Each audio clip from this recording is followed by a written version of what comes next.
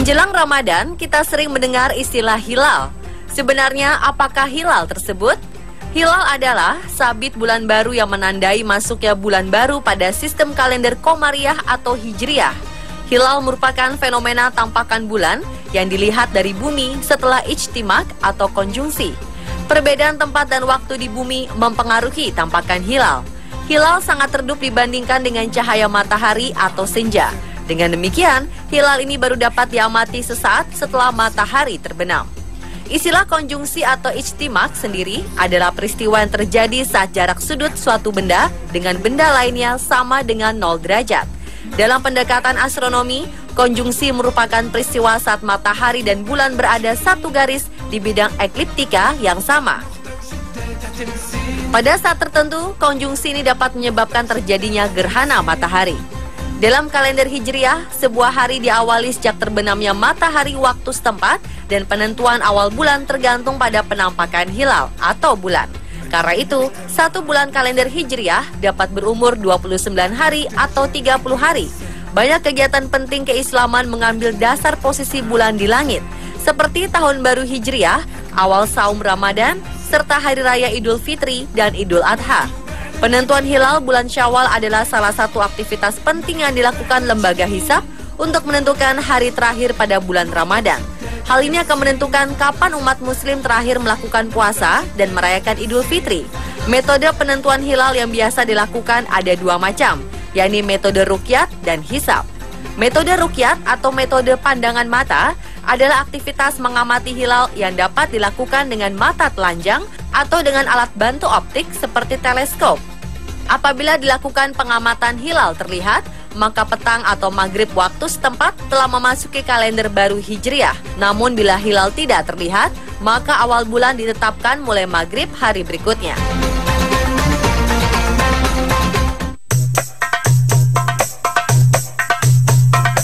Selain ruqyat, ada sebagian golongan yang menggunakan metode hisab untuk menentukan awal bulan. Metode ini merupakan metode perhitungan matematik astronomi untuk memperkirakan posisi matahari dan bulan terhadap bumi. Penentuan posisi matahari menjadi penting karena umat Islam untuk ibadah sholatnya menggunakan posisi matahari sebagai patokan waktu sholat. Sedangkan penentuan posisi bulan untuk mengetahui terjadinya hilal sebagai penanda masuknya periode bulan baru dalam kalender Hijriah. Dewasa ini, metode hisab telah menggunakan komputer dengan tingkat presisi dan akurasi yang tinggi. Berbagai perangkat lunak yang praktis juga telah tersedia.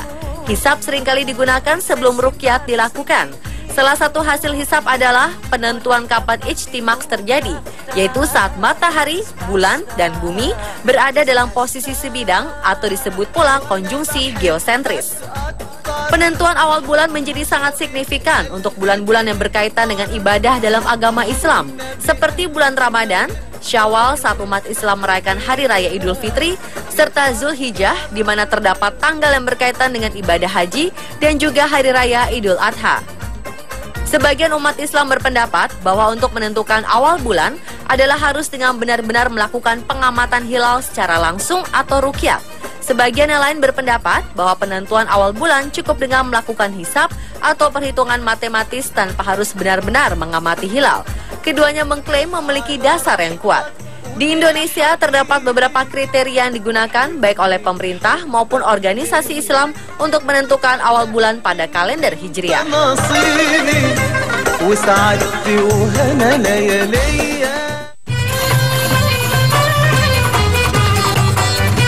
Yang pertama adalah ruqyatul hilal. Kriteria ini digunakan dengan mengamati hilal secara langsung. Apabila bulan sabit tidak terlihat atau gagal terlihat, maka bulan berjalan digenapkan menjadi 30 hari. Kriteria ini di Indonesia digunakan oleh Nahdlatul Ulama dengan mencontoh sunnah Rasulullah dan sahabatnya dan mengikuti ulama 4 mazhab.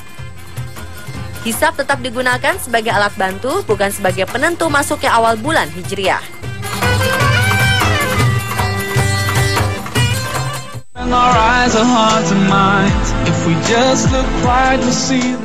Yang kedua adalah wujudul hilal. Wujudul hilal adalah kriteria penentuan awal bulan Hijriah dengan menggunakan dua prinsip, yaitu ijtimak telah terjadi sebelum matahari terbenam dan bulan terbenam setelah matahari terbenam. Maka pada petang hari tersebut dinyatakan sebagai awal bulan Hijriah tanpa melihat berapapun sudut ketinggian bulan saat matahari terbenam.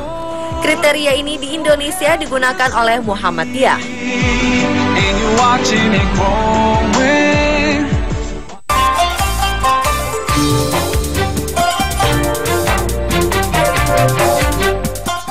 Berikutnya adalah Imkanur Ru'yat Mabims. Ini adalah penentuan awal bulan Hijriah yang ditetapkan berdasarkan musyawarah Menteri-Menteri Agama Brunei Darussalam, Indonesia, Malaysia, dan Singapura. Inilah yang selama ini secara resmi digunakan untuk menentukan awal bulan Hijriah pada kalender resmi pemerintah. Kriteria yang digunakan adalah pada saat matahari terbenam, ketinggian bulan di atas cakrawala minimal 2 derajat, dan sudut elongasi atau jarak lengkung bulan matahari minimal 3 derajat. Atau pada saat bulan terbenam, usia bulan minimum 8 jam dihitung sejak ijtimak. Secara bahasa, Imkanur Ruqyat adalah mempertimbangkan kemungkinan terlihatnya hilal. Secara praktis, Imkanur Ruqyat dimaksudkan untuk menjembatani metode ruqyat dan metode hisab.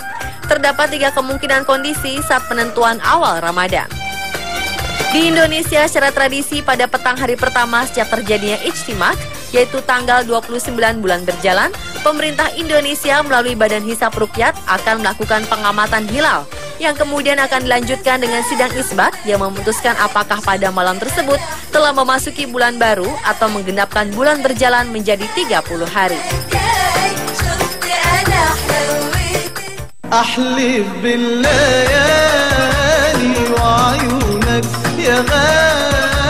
dan metode yang keempat adalah ruqyat global. Dalam metode ini, jika salah satu penduduk negeri melihat hilal, maka penduduk seluruh negeri akan berpuasa atau telah memasuki bulan Hijriah yang baru.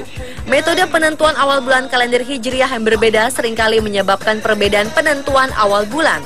Akibatnya ada perbedaan hari dalam melaksanakan puasa Ramadan atau Hari Raya Idul Fitri.